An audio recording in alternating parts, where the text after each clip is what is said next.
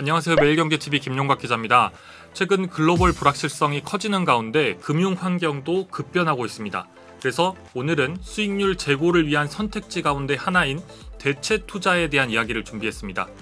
하나자산운용의 김성훈 본부장님 자리 모셨습니다. 본부장님 안녕하세요. 네, 안녕하십니까 기자님. 먼저 대체 투자라는 게 어떤 건지, 이 대체 투자에 대해서 잘 모르시는 분들도 있단 말이에요. 그래서 먼저 좀 어떤 건지 정의를 좀 먼저 좀 짚고 넘어가면 좋을 것 같은데. 대체 투자, 영어로 하면은 Alternative Investment. 기존의 주식이나 채권 위주의 전통적인 투자 대상에서 한 발 더 나아가서 부동산이나 인프라 등 실제 형태가 존재하는 투자 대상뿐만 아니라 성장 가능성이 매우 높은 비상장 기업, 그리고 원자재와 기타 실물 자산 등에 투자하는 것이 바로 대체 투자라는 그런 투자 전략입니다. 그렇다면 이제 주식하고 채권하고 비교를 해서 좀 이렇게 이야기를 해보면은 좀 더 이해가 빠를 것 같은데, 주식이나 채권에 비해서 대체 투자의 경우에는 수익률이나 뭐 위험성 이런 것들 좀 비교해 보면 어떻다고 볼 수 있나요? 대체로. 네, 말씀드린 것처럼 워낙 대체 투자라는 그 투자 대상이 굉장히 광범위하기 때문에 뭐 정확하게 수익률을 딱 떨어지게 비교하고 어느 정도 리스크가 있다는 부분들을 이렇게 말씀드리기 어렵지만은 좀 간략히만 말씀드리면 대체 투자는 기존의 전통 자산에 투자하는 방식과는 여러 가지 차이가 있습니다. 주요 특징으로는 투자 대상에 대한 정보들이 이제 일반에 공개되는 경우가 극히 적고, 그러니까 공개가 되지 않는 정보들이 많고, 투자 대상에 따라서 가치 평가에 대한 기준의 차이가 굉장히 크기 때문에 이러한 투자 대상에 대한 정보가 매우 제한적입니다. 또한 투자 대상의 특성상 단기적으로 투자를 해서 차익을 올리는 것보다는 최소한 3년에서 7년 이상 장기간의 투자가 필수적인 경우가 대부분입니다.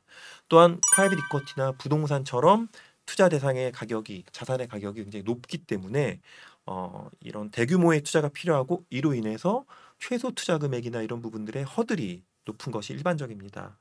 또한 투자자의 자격 제한이 없는 일반적인 전통 투자, 그러니까 우리가 주식 채권을 시장에서 매매하는데 자격 제한이 없잖아요. 그렇죠. 주식은 뭐 사실 개인들도 쉽게 할 수 있죠. 그렇죠. 주식 투자는 굉장히 쉽게 하시고, 사실 채권은 또 조금 규모가 있기 때문에 어느 정도 조금 제한이 되는 부분도 있지만은 채권 또한 뭐 소액으로 투자할 수 있는 방법도 충분히 있고요.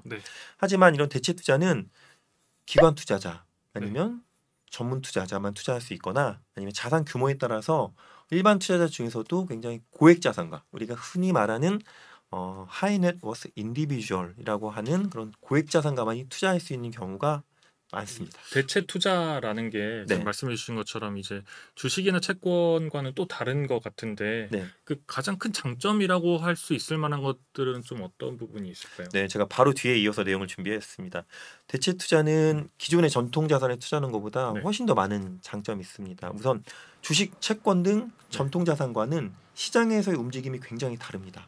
좀 서로 영향을 주고받는 부분, 그러니까 사실 주식하고 채권 시장은 좀 이렇게 또 연결이 돼 있다고 볼 수 있잖아요, 유기적으로. 근데 약간 대체 시장은 조금 이렇게 분리가 돼 있다고 볼 수 있나요?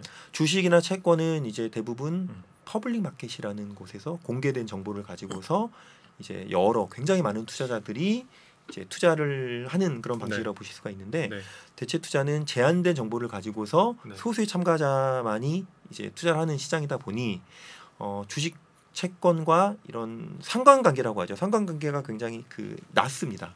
주식 채권이 안 좋더라도 대체 쪽은 좋을 수가 있고, 뭐 간단히 뭐 예를 들어 말씀드리면 지난주 수요일이었죠. 5월 11일에 여의도의 IFC 빌딩을 이제 소유하고 있던, PEF로 소유하고 있던 그 캐나다 최대의 그 대체 투자 전문 기업인 그 브룩필드 인베스트먼트라고 있습니다.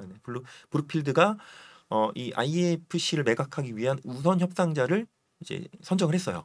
국내 모 자산운용사인데 선정이 됐습니다. 근데 예상되는 그 수익이 한 차익이, 그러니까 매입했을 때랑 매각했을 때의 차익이 한 1조 6천억 정도 돼요. 그러면 지금 주식시장이나 채권시장은 굉장히 시장이 조정을 받아서 안 좋지만은, 이러한 대체 투자는 주식 채권과 굉장히 상관계가 낮기 때문에 이쪽이 시장 상황이 안 좋다고 하더라도 대체 자산에서 조금 더 적극적인 또 다른 방향의 그런 수익을 추구할 수 있는 부분들이 있죠. 그러니까 첫 번째로 그 전통적인 우리의 투자처인 주식이나 채권 이 시장의 불확실성이 커서 이제 좀 수익률을 우리가 좀 수익을 보기 힘든 상황일 때 수익률 제고의 수단으로 대체 맞습니다. 투자가 좀 유망할 수 있다. 맞습니다. 둘 간에 어쨌든 해지 역할을 하는 거죠. 어떻게 맞습니다. 보면. 맞습니다. 이렇게 해서. 그 해지 말씀하셨으니까 좀 더 제가 부연해서 말씀드리면 네. 대체 투자는 뭐 가장 대표적으로 뭐 부동산이나 뭐 인프라스트럭처처럼 네. 이렇게 실물이 있는 형태, 실제 형태가 존재하는 자산에 투자를 하다 보니까 네. 인플레이션 해치가 가능을 해요. 인플레이션이라는 거는 이제 물가가 오르면서 전체적으로 이제 돈의 가치가 떨어지는 네. 부분이잖아요. 근데 네. 부동산이나 이런 실제로 형태가 있는 자산에 투자를 하다 보면 네. 예를 들어 부동산에 투자했을 때 네. 인플레이션이 계속해서 조금 이제 커지고 있어요. 그러면은 부동산에 대한 그런 임대료나 이런 부분들도 같이 올릴 수가 있어서 인플레이션 해치가 가능합니다. 말씀 주신 부분 말고도 혹시 좀 이제 다른 장점들도 있나요? 대체 투자의 경우에는 이제 상대적으로 전통 자산에 투자하는 것보다 네. 투자 기간이 길다고 앞에서 말씀드렸는데요. 투자 기간은 길지만 네. 상대적으로 높은 수익률을 안정적으로 올릴 수 있는 장점이 있습니다. 제가 조금 예시를 하나 말씀드리면 네. 글로벌 주요 기관 투자자들이 이제 대체 투자의 비중을 늘리고 네. 대체 투자를 하는 가장 큰 이유 중에 가장 비중이 높은 게 바로 포트폴리오에 다각화입니다. 그런 이야기 들은 것 같아요. 네네. 우리나라에서도 국민연금이 대체 투자의 비중을 좀 늘리고 있다. 맞습니다. 뭐 이런 이야기들이 좀 있더라고요. 국민연금은 이미 15% 정도 네. 대체 투자를 하고 있고요. 비중을 앞으로 계속 늘릴 계획입니다. 근데 이제 글로벌 주요 연기금이나 이런 기관 투자자들이 대체 투자를 하는 가장 큰 이유가 이제 포트폴리오에 다각화고 또한 거기에 못지않게 가장 큰 이유가 기존의 전통 자산에 투자했을 때보다도 네. 훨씬 더 높은 수익률을 기대할 수 있다라는 부분들. 그리고 이게 대체 투자가 이제 투자 기간은 길지만은 네. 그 투자 기간 동안 안정적으로 인컴이 나오는 그런 유형의 투자들이 있어요. 뭐 부동산이라든가. 예, 맞습니다. 네. 부동산이나 네. 뭐 이런 뭐 리츠나 이런 것들도 배당이 많이 나오는 그런 네. 투자처고요. 네.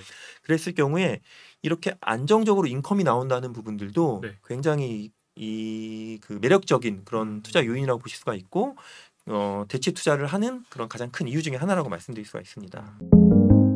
말씀해주신 이 대체 투자 전문 기업, 네. 이건 저희가 이제 다음 시간에 좀 더 자세히 말씀을 들어보긴 할 건데, 네.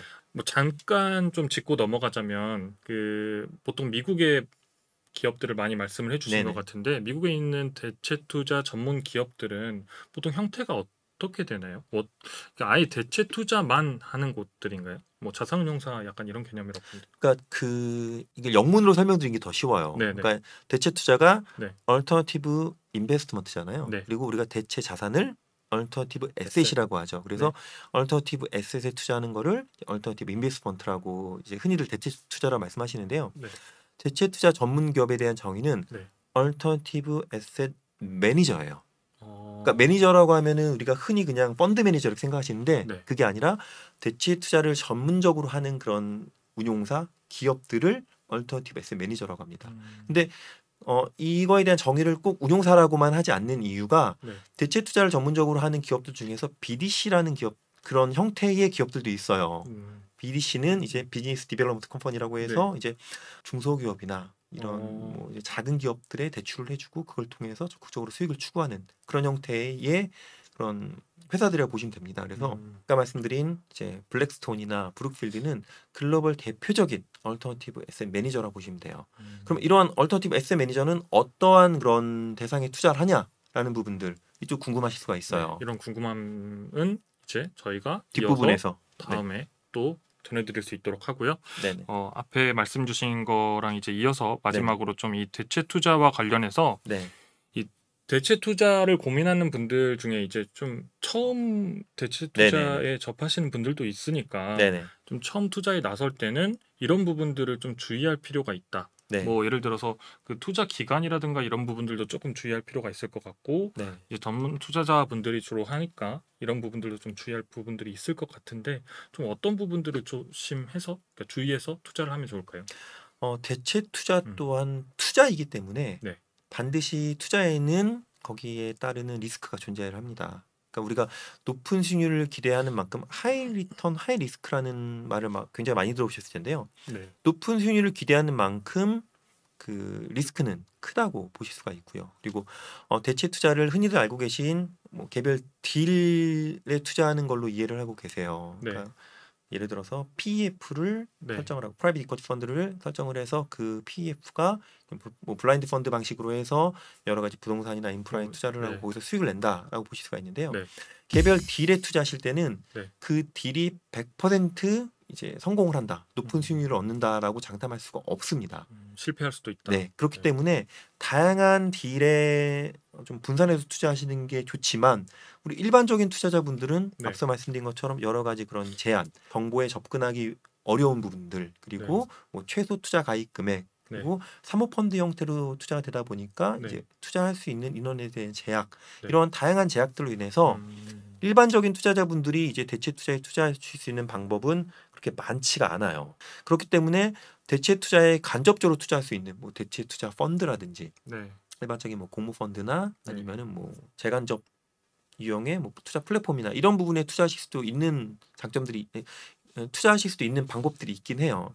펀드가 어디에 투자가 되는지, 네. 어떤 딜에 투자가 되고 네. 그 펀드를 어느 운용사에서 이제 펀딩을 해서 운용을 하는지에 대한 부분들도 조금 더 정확하게 보고 투자하셔야 되는 부분들을 좀 말씀드리고 싶습니다. 그 말씀 주신 부분도 그러니까 이 대체 투자에 좀 분산 투자가 필요한데 사실 개인들이 분산 투자하기가 쉽지 않잖아요. 네네.